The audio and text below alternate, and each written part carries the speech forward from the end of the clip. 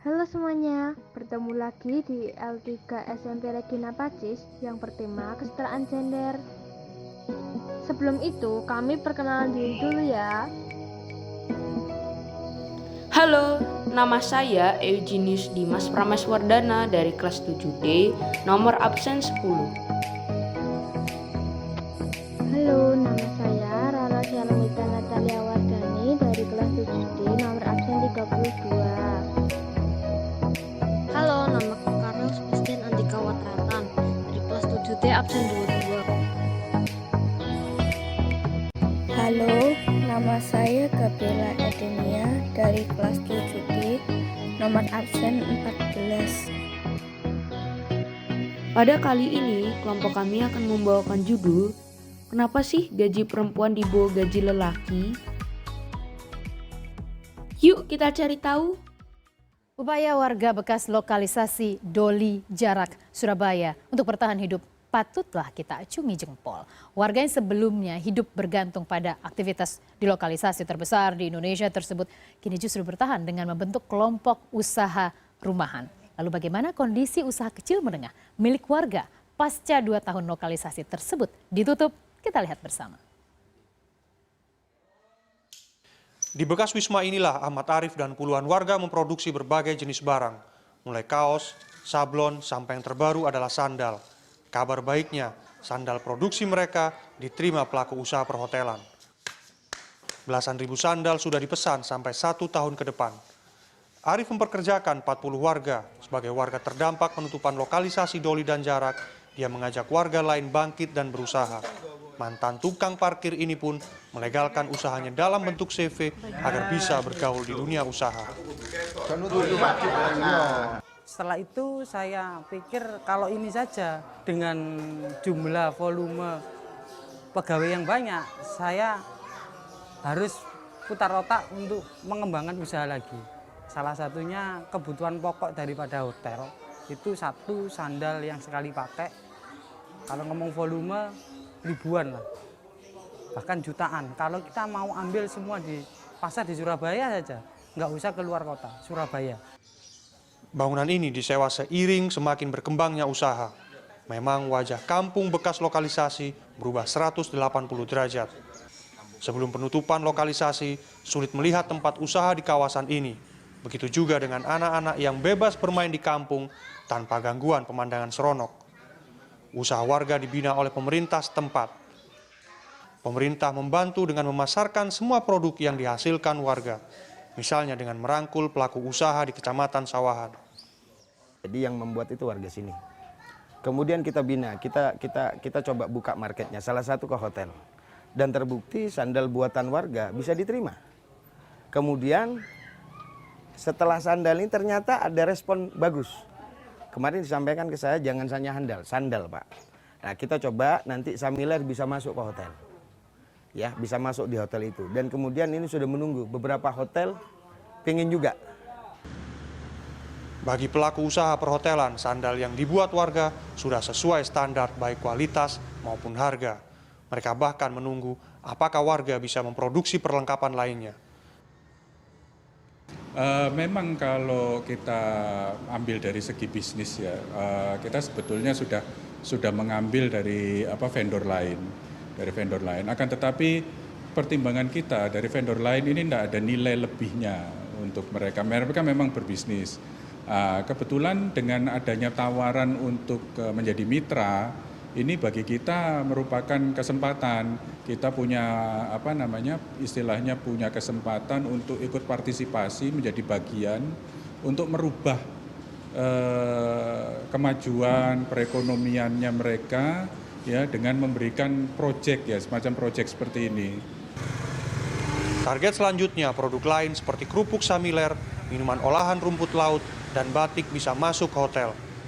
Hanya saja minimnya modal menjadi kendala. Meski begitu, kegigihan warga bertahan dan mengubah wajah ruang hidup mereka sangatlah luar biasa. Miftah Farid, Surabaya. Kondisi kesetaraan gender di Indonesia di bidang ekonomi dan ketenagakerjaan pada tahun 2012 menunjukkan tingkat partisipasi perempuan sebagai pengusaha di sektor usaha kecil menengah masih lebih rendah 40% dibanding dengan laki-laki pada angka 58,60%. Penyebab terjadinya hal ini adalah karena tingkat daya beli perempuan juga masih lebih rendah dari laki-laki, yang membuat mereka lebih memilih menjadi ibu rumah tangga. Tak hanya jumlah partisipasi kerjanya, jumlah gaji yang diterima oleh perempuan dan pria juga berbeda, yaitu memiliki perbedaan besar yang juga mengkonfirmasi yang lain, yaitu perbedaan gaji antara wanita dan pria 23%. Perempuan menerima gaji 23% lebih rendah daripada laki-laki. Penyebab masalah ini terjadi adalah karena di Indonesia masih ada anggapan bahwa pekerjaan terutama di sektor UKM, usaha kecil menengah, itu sebagai pekerjaan yang harusnya dilakukan oleh lelaki dan tidak cocok untuk perempuan. Lalu juga terdapat dalam Undang-Undang 1945 Republik Indonesia Nomor 1 Tahun 2017 tentang kesetaraan gender yang berisi bahwa negara melindungi hak dan menjamin setiap orang untuk bebas dari perlakuan diskriminatif dan menjamin hak setiap orang dari perlakuan diskriminatif dan ketidakadilan.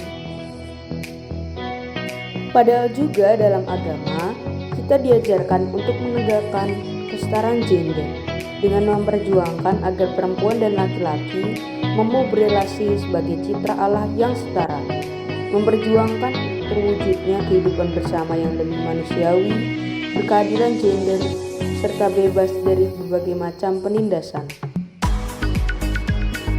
Bagaimana solusi yang dapat dilakukan oleh berbagai pihak untuk menangani permasalahan tersebut?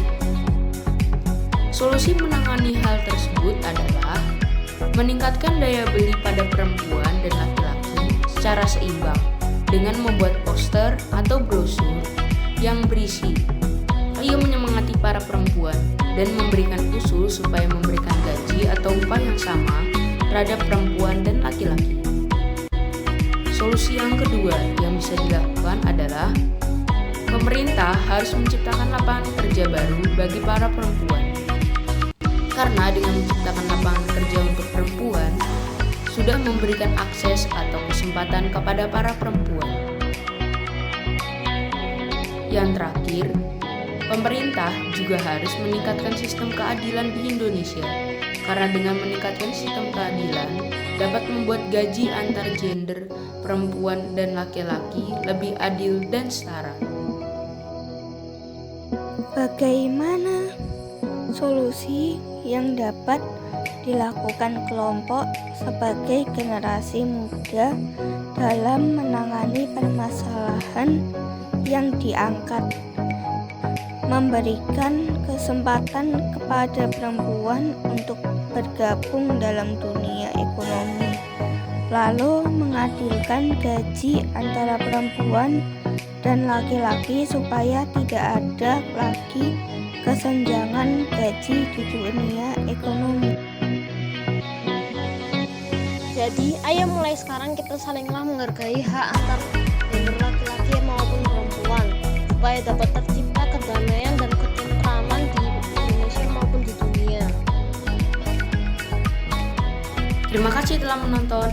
Jangan lupa like dan subscribe supaya channel ini semakin berkembang dan supaya menjadi channel yang informatif.